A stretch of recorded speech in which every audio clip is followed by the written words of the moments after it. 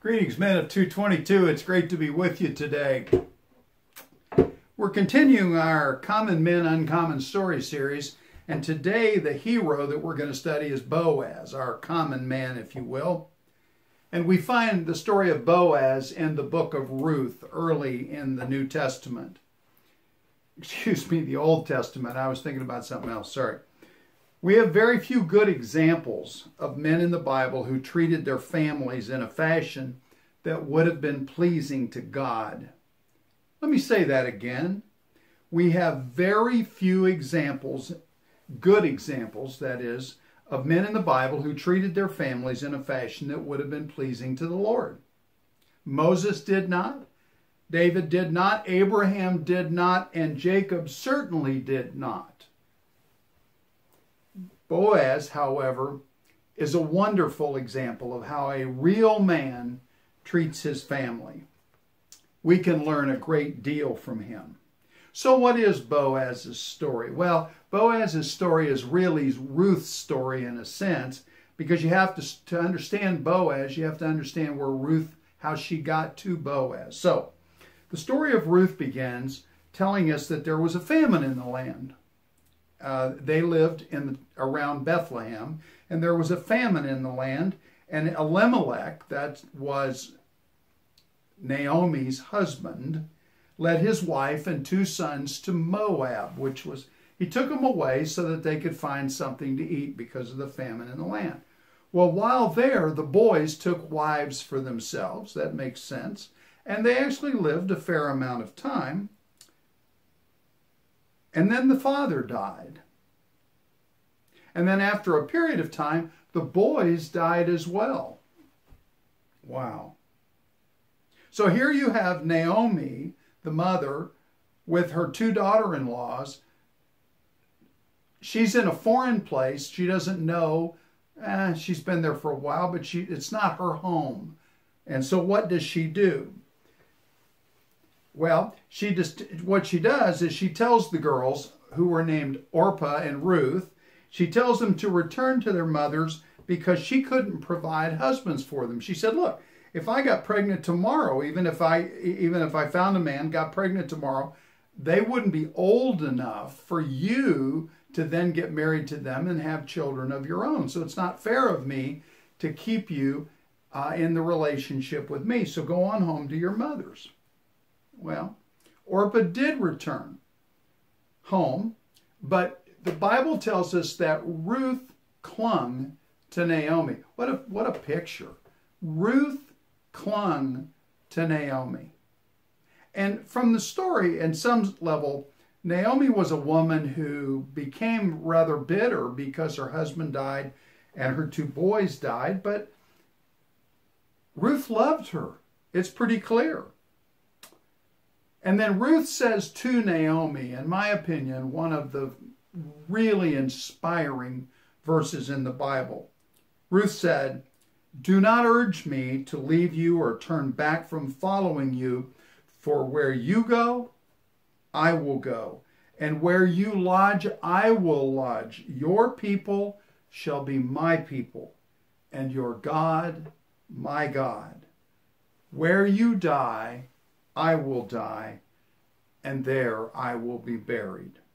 Thus may the Lord do to me," listen to this commitment, "thus may the Lord do to me and worse, if anything but death parts you and me." Well, Naomi saw that she was serious, and so she said, okay, you can go back with me. Now, personally, I believe that particular verse should be in every wedding, every time, because it is a verse that really explains the concept of commitment and the fact that marriage is for life, one time. Boaz, by the way, even though Ruth made that comment, you will see in Boaz's actions that he is a man of commitment as well. So Naomi and Ruth went back to Bethlehem. And next we find out that Naomi had a relative whose name was Boaz.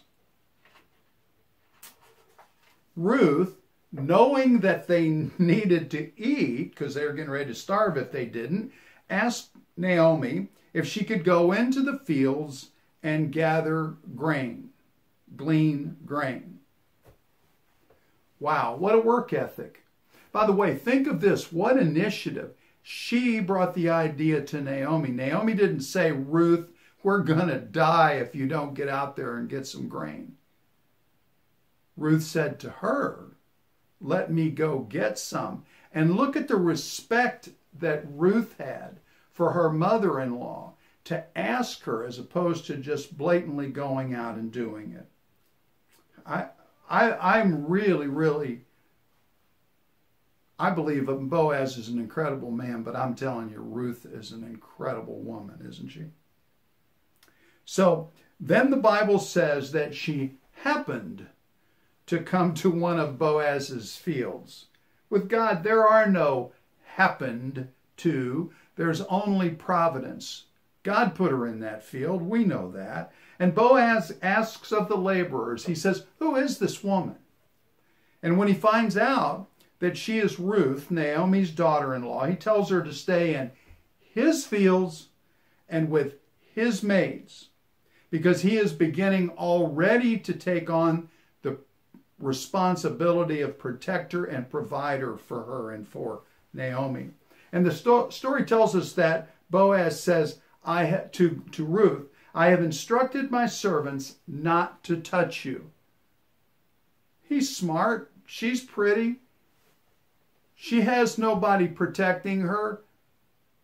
Something could befall her, but Boaz makes it very clear to his servants, do not touch her.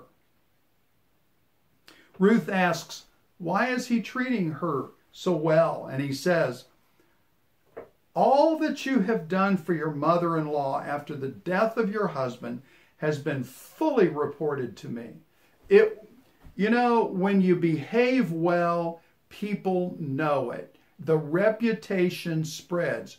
Ruth was an incredible woman, and her reputation spread as such. And it had gotten back to Boaz that she was a wonderful person and had treated her mother-in-law incredibly well. Ruth points out how Boaz had spoken kindly to her, even though he didn't have to. Remember in the Manhood Creed where it talks about being gentle in speech? Boaz could have been, he owned the place. He could have just been very curt, but no, he was gentle in speech, kind. So Boaz then tells his servants, basically, look, take care of her. Go out and knock some weed off the thing so that she can gather behind it and make sure she's got enough. And he's really providing for her. He's taking care of her. So in chapter 3 of Ruth, it tells how Naomi instructs and encourages Ruth to initiate the request for Boaz to redeem Ruth as part of what is called the Levirate marriage tradition. Now, the Levirate marriage tradition, you might remember in the Bible when the Sadducees asked Christ about the story about there was this woman and she had 7 husbands, and the first 6 died, and then she died, and who would be her husband in heaven? Well, first of all, the Sadducees didn't even believe in heaven. They didn't believe in an afterlife, and it was a totally false question. But the whole point of it was the Levirate tradition says if a woman is married to guy number 1 and he dies, but he has a brother or guy number 2, then that brother marries her to keep his tradition and his family and legacy and inheritance alive. That's what Levirate marriage did. So if I have a brother and I die, then he's supposed to take care of my wife. In fact, he doesn't just take care of her, he marries her.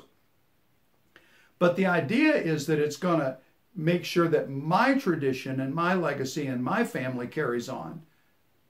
Okay? So there are 2 parts to Levirate marriage that are really important. One is the person redeems the property. That is to say, he takes over the property of the dead husband. That's number 1. And number 2, he marries the widow to preserve her dead husband's name. Well, Ruth had no children from her first husband, And by the way, I love this. Her first husband was either named Malin, which means puny, or Chilion, which means pining. These were not strong, tough names, were they? No wonder they died, for pity's sake. Don't name your kids Malin and Chilion. Woo! Boaz assents to the request from Ruth to take care of him in the Levirate marriage tradition by spreading his covering over his maid, as God had done for Israel in Ezekiel 16:8. Here's what God said in that same vein. He said, "Then I passed by you and saw you, and behold, you were at that time for love. So I spread my skirt over you and covered your nakedness. I also swore to you and entered into a covenant with you so that you became mine, declares the Lord." You see, God is referring to the Jewish nation. So the term spreading his covering over his maid was something which God had done for the Jewish people. And Boaz knows that while he is a close relative, he's not the closest. So he has to go to the closer relative to see if the guy will fulfill the Levirate marriage vow and claim Ruth. Well, he goes to the guy, and the guy gets pretty excited at first because he says, "Hey, you want to redeem the land?" And the guy says, "Oh, yeah. And he says, "Oh, by the way, you have to marry Ruth." And the guy thought, "Oh, wow, then, my legacy has to be split more, my inheritance. I've already got a wife. What am I going to do?" So he passes. Basically what he does is he passes because he knows that Boaz will fulfill that commitment. So when it was just a matter of redeeming Elimelech's land, he was fine. But when he found out to do so meant marrying Ruth, he backed out. Well, therefore, Boaz married Ruth. Now, that's pretty cool in and of itself, the story is, right? But the lineage of David, and therefore the lineage of Christ, comes through Ruth in this sense. To Salmon was born Boaz, the man she married. To Boaz was born Obed, so Ruth had a son named Obed. Obed was born Jesse, so Ruth was Jesse's grandmother, and to Jesse was born David. Boaz and Ruth were David's great-grandparents. Fascinating story because Ruth is a Gentile. She is not a Jew, and she is one of four. This is fascinating. There are 4 women in the line of Christ who are not Jewish.